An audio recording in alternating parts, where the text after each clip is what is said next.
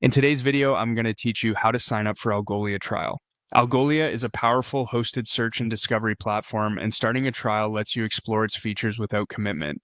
I'll guide you through the sign-up flow, show you the different ways to create an account, and share a few helpful tips so everything goes smoothly.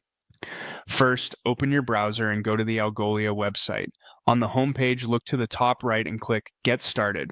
This takes you straight to the account creation page. If you don't see it right away, make sure you're on the main site and that any ad blockers aren't hiding the button. Once you're on the sign up screen, you'll see multiple ways to create your trial account. You can choose to sign up with Google. This option uses your existing Google account, which is quick and reduces the number of passwords you need to manage.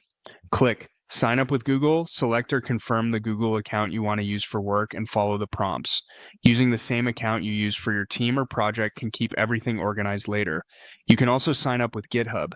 This is great if your team collaborates in GitHub and you want consistent access across your developer tools.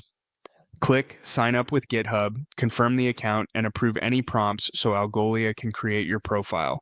Pick the account that aligns with your work so your projects stay connected. If you prefer not to use a third-party login, click Sign up with work email. Enter your work email address carefully, since this will be where you receive important notices. Then create a strong password. Choose something unique with a mix of letters, numbers, and symbols, and store it securely in a password manager. Double check that everything is typed correctly to avoid sign-in issues later. When your email and password are ready, click Sign Up.